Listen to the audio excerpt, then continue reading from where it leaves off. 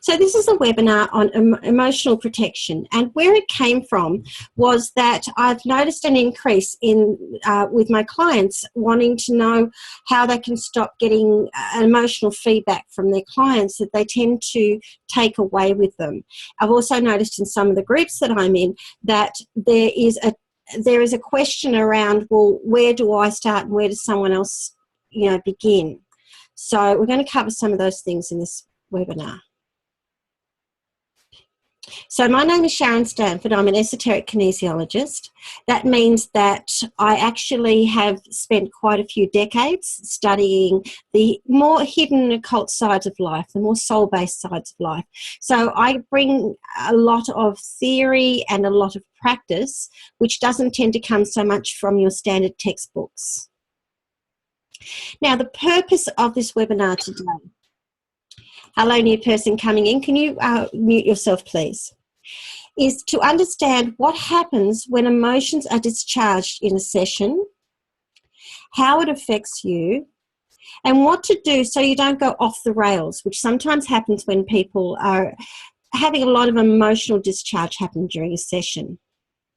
I'm going to start with a definition. Emotions. The emotions are the energy expressed when reliving or experiencing an event. And what protection is protection is the ability to prevent, reduce the absorption, or eliminate the effects of expressed emotional energy that is not yours. So what exactly are we protecting ourselves from? We're protecting ourselves from being contaminated with emotional energy that is not ours. So you'll notice sometimes when you're talking with someone, or if you actually are some type of clairvoyant reader or a coach or a counsellor, that there is an emotional discharge that happens. Can you put your last person joining, can you put your, down the bottom you will see it says mute. Can you mute yourself, please? That what we find is that you'll pick up the emotions, and they're not your emotions, they're somebody else's emotions. And what we can get when someone has given us a lot of emotions is that we can find within ourselves that we start to become emotionally frail. We might fly off the handle sometimes, or feel really fragile within ourselves, or feel really oversensitive to how our life actually is. Sometimes this can cause mental instability, and I'm not joking on this. You can actually go slightly crazy. If you're doing a lot of work with people, or if you're in a place where there is a lot of emotions that are being discharged, it can actually make you feel like you're going crazy. And sometimes your speech and your behaviour can be seen by other people as being slightly irrational. We can get contamination in our environment. And if we're contaminated with other people's energy, we can actually pass that on to our family, our friends, and if we're in magical and spiritual groups. And I'll talk a little bit about this a little bit later. So I'm going to start with what is called the constitution of man, or the constitution of a human being. Within ourselves, we have, as you can see on the right-hand side at the bottom, what we call the personality. And the personality is made of three things. One is your gross physical body. That's what you can see. The next one is your etheric double. Your etheric double sits a little bit above your body and a little bit within your skin, and is actually an exact double, or you could say that the physical body is an exact double of what the etheric is. Then outside of that, we call it the astral mental. But see that yellow bit between the etheric double and the astral mental, which is this bit around here? We call that the astral, or we also call that the emotional plane. And see how this is actually bigger than the person in the center? That's because your emotional body, which sometimes people call their auras, is bigger than your emotion, than your actual physical body. So when you stand beside someone, you're actually standing within each other's emotions. Think about that. When you catch a train, when you're on a bus, when you're at a sports event, when you're standing in line at the shopping centre, You're actually standing next to and within someone's emotional body, and they are standing within yours. So why do we absorb other people's emotional energies? It's because we are all connected and we share one soul. Now, this can be a little bit confusing because we talk about the soul as our soul. And yes, we are one soul. We are one soul that is broken into many parts.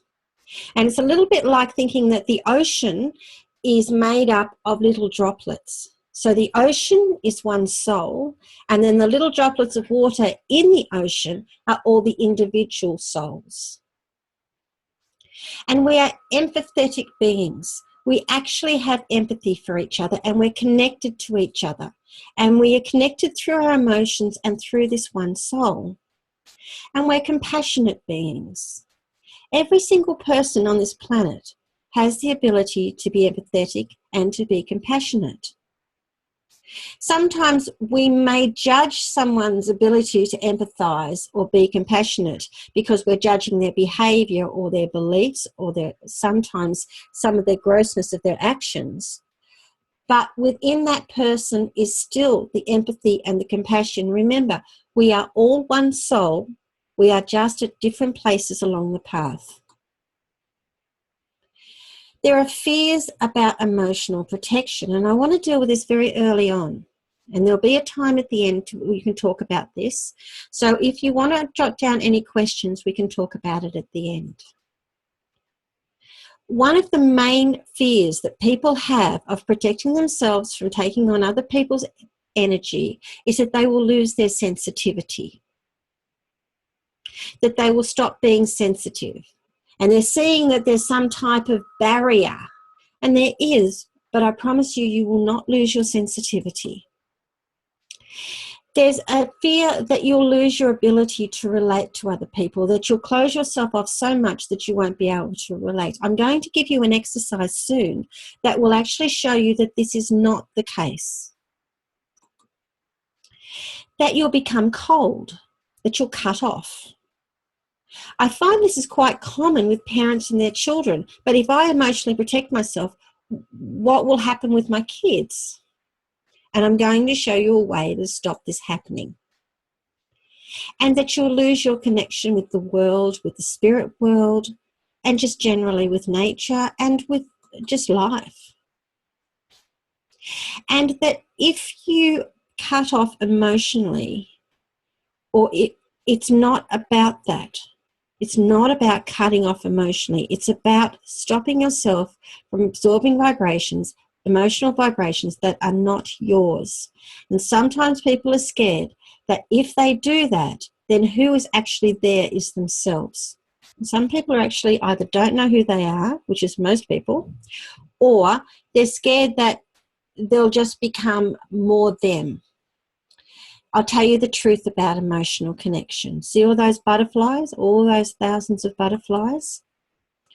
There's something called the doctrine of separateness. That says that we can never be separate. We are all one.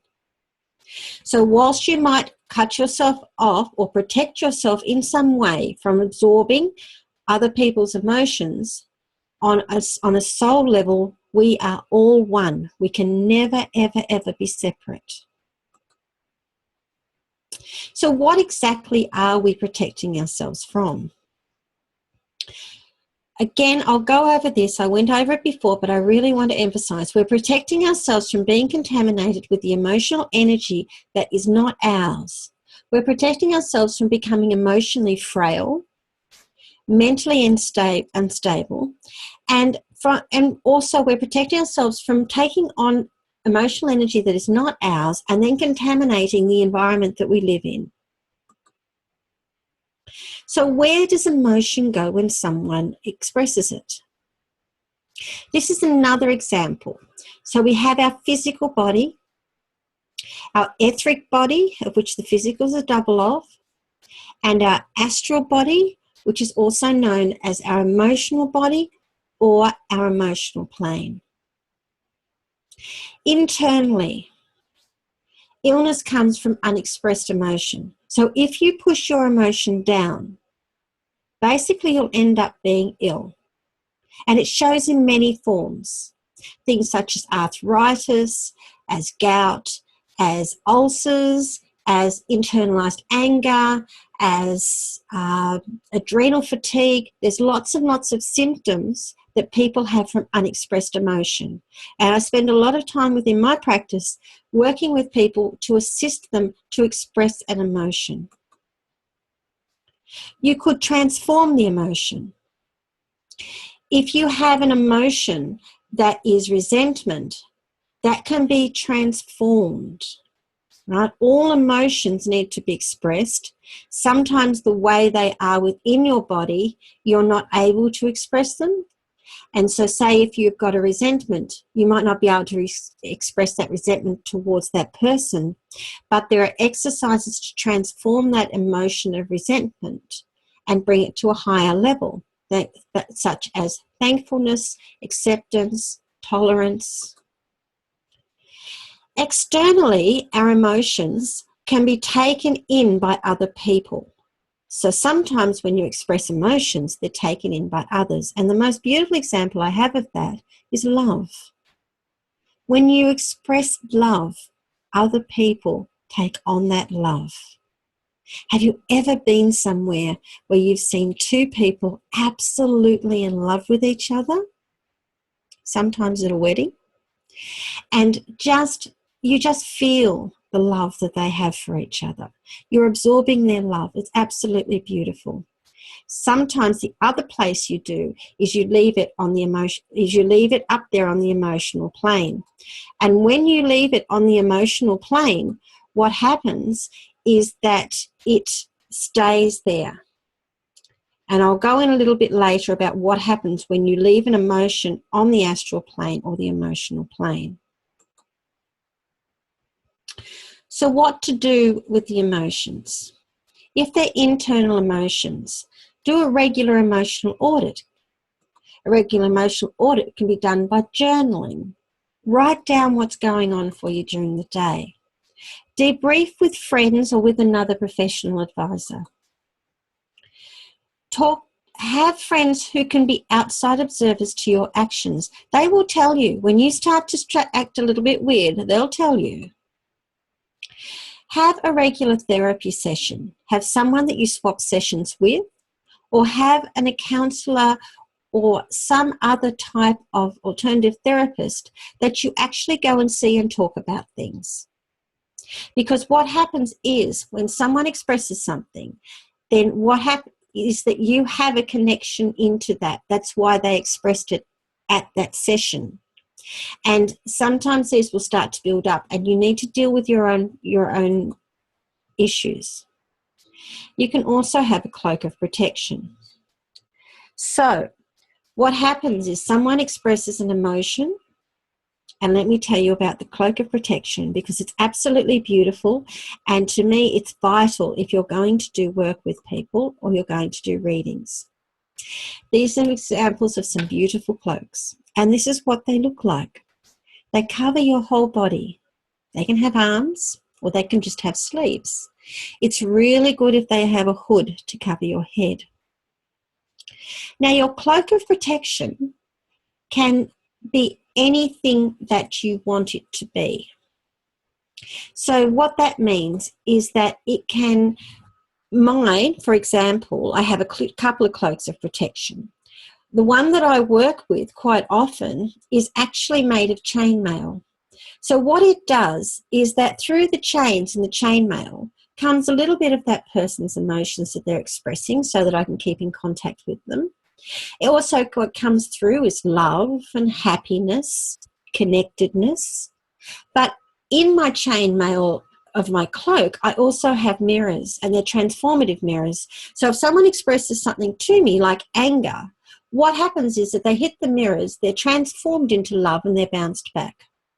And then they're left there for if that person wants to pick them up. This is the sort of cloak that I wear when I'm out in the general world. When I'm with my partner, I don't wear a cloak of protection because we're just, I don't mind if my partner expresses emotions. I can very clearly tell what's mine and what's my partner's. When I'm at work, I might change my cloak of protection because I like to be a little bit sensitive to my clients, and I like to take a little bit on of what they're expressing. And I'll talk a little bit about what you do with that in a moment. So what you do is, it's very good exercise for both your clients and yourself, is to imagine that you have a cloak. It can be made of anything. It can be spun silk if you want. It can be made of anything in the world.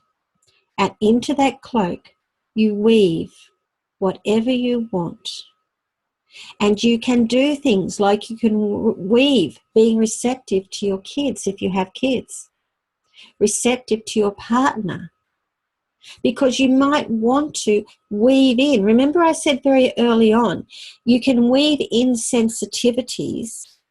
What you're doing is protecting yourself from the emotions that you do not want to take on that are not yours. So what you do externally is you practice magical hygiene, and I cannot emphasize enough, magical hygiene, magical hygiene, magical hygiene. So what is magical hygiene? Wash your hands between bookings or readings, or if you go into an emotionally charged area. For example, if I sometimes support people when they go to court, and last Thursday I was supporting a young person at court. When I walked out of the court, I went and washed my hands. The reason being, my hands have touched everything in that courtroom as I've held handrails or sat on seats, and I do not want to take that energy with me that happens in a courtroom home to my environment. Clean the space you work in. Dust, sweep, mop. Yes, I know it's boring sometimes, but cobwebs and dust and dirty surfaces hold energy that people can sometimes interpret as negative energy. You'll feel yucky. Your space will feel yucky if you do not keep it clean. Keep it clean, please. Wash your body and your hair at the end of every day if you've been working a lot. Wash your body thoroughly. If you have had a session, sometimes my sessions, one of the areas that I deal with is people who have been sexually assaulted when they were young, or people who have sexually assaulted young people, such as pedophiles. And at the end of that session, particularly when I'm working with pedophiles, I feel dirty. And so what I do is I have salt and I wet it slightly and I rub it all over my body until my body tingles. And I wash my hair and I wash all of that energy off my body. I do not want that energy to go to my next session. Crystals. Don't forget to cleanse your crystals. You can cleanse your crystals in a number of ways. You can put them in a bowl of water and leave them outside under a full moon for 3 days. You can wash them in salt water if they're the type of crystal that can be washed. Not all crystals can be. You can leave it in the sun. And quite often I will leave my crystal in a glass with a clear quartz crystal, and I will leave it in full sunlight for the whole day. And what I find is the mixture of the light of the sun and the absorbing nature of a clear quartz crystal will clean the crystal that I have between it. Because quite often when I'm working with clients, I might use a crystal for balancing or for transmission. You can clean your area with sage, beautiful music, a flame on a candle, salt and water. When you get a copy of this, you will get a copy of this recording. I will also put in a little how to cleanse salt and water. But basically you hold the water in its container in one hand and you say, creature of water, I cleanse and purify you, and I banish all unwanted influences. Then you hold the salt in whatever container it is in, and say, creature of earth, I cleanse and purify you and drive out all unwanted influences. And then add the salt to the water and sprinkle that around your space. That will cleanse your space beautifully. In the center of my working areas, I have two main working areas. I have a vortex that I've created. It kind of looks a little bit like a hurricane, or like a cyclone if you're in Australia, hurricane if you're in America, or a twister. Could you just the person has just joined, if you could just put your onto mute for us, please. Yep. Thank you. So in that vortex, what that vortex does is that anything that is expressed during a session with me actually gets caught up in that vortex, and that vortex goes all the way up, way past the mental realm, to be transformed into love. So when you come into my working area, you'll find it feels a little bit hollow. And the reason being is there is no unwanted or expressed in the last session or any other session emotional energy in there. Always leave your room clean and tidy. Very important. If you leave things around your room, you leave the energy that was expressed in that room there. And whilst it might be a lovely session that you had, does the next client want that in their session? And ask for help. I'm here. There's lots of groups that you can ask for help with. Ask for help. If your area seems like you can't cleanse it, just ask for help. We're all here to support each other. That's what this is about. Spiritual connections are very, very important when you're doing healing and coaching and psychic work.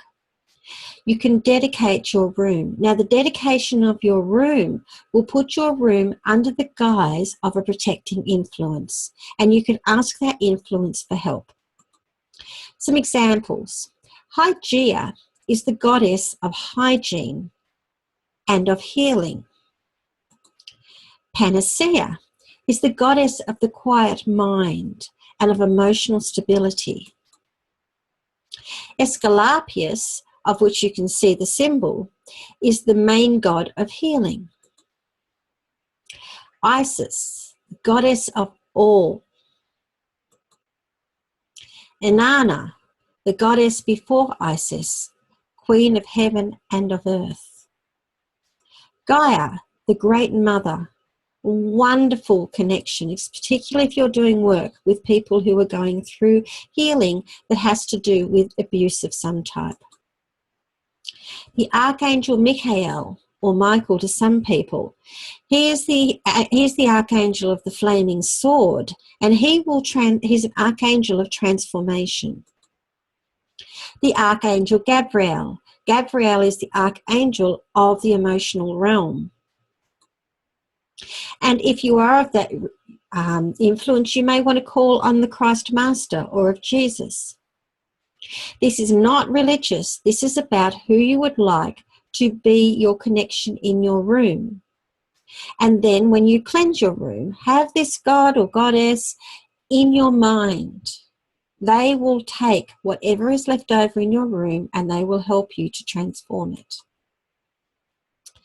Consciousness. Be conscious of what you're doing, and who you are is your greatest defense against emotional contamination. Just be conscious. Being aware of what is yours and what is your client's emotions, and looking for crossover points. There are quite often crossover points because you will attract the person to you who shows you what you next need to face, or what you have just faced, or who can relate to something within you that you have actually gone through yourself. So be aware of what is yours and what is your client's emotions, and look for those crossover points, because those crossover points are the points that you're going to be able to talk to your therapist or your counsellor or your kinesiologist or whoever to actually work through, and keep your place dedicated and clean. Where to from here? So whilst you're thinking of any questions you have, anything you've written down, I'm just going to take you through a little bit about what's on offer. If you would like to talk a little bit further into what's going on here and maybe talk a little bit about what's happening with you, I do have a 40-minute discovery consultation for $50. A one-on-one session with me is usually $110, goes for around about 60 to 90 minutes, and I have a special at the moment for $90 if you mention this webinar. If you want to come one-on-one and see me, I'm in Brighton in North Brisbane. That's where my clinic is, or you can meet me online. I do tailor space blessings and clearings, and I can clear away whatever is going on. You'll need to talk with me because we need to talk about what's happening for you. Sometimes spaces do become contaminated, and sometimes a space may need clearing before you walk into it, and it's just not going right for you. If you want to make a serious commitment, there are some crossover points that you need to work with. 3 sessions with me is $285 on a special, and 6 sessions with me for $540 on a special. You can email me at sharon@dynamicpeace.com.au, or in Australia, my number is 0420 220 485, or you can find me on Facebook, Sharon Stanford, Esoteric Kinesiologist. So, I want to talk a little bit. Let's have a look at where we are with our chats. Where are we? Just hold on with me. Here we are. I'm going to bring up the chat box. Okay, so down the bottom of your screen, you will see that there is something called a chat box. And if you click on that, you can ask me questions. The other thing I'm just about to do is actually unmute anyone who's muted. So you can also ask me questions straight away. Hello, everybody. You are all back with me right now. Why do you have that?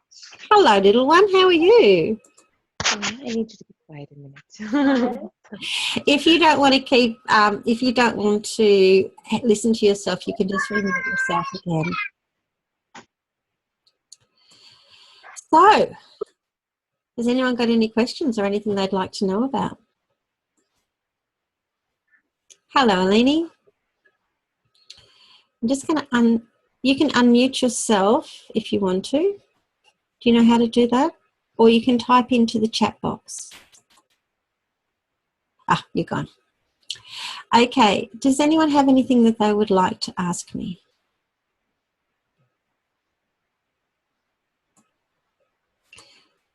It looks like I covered everything then, does it?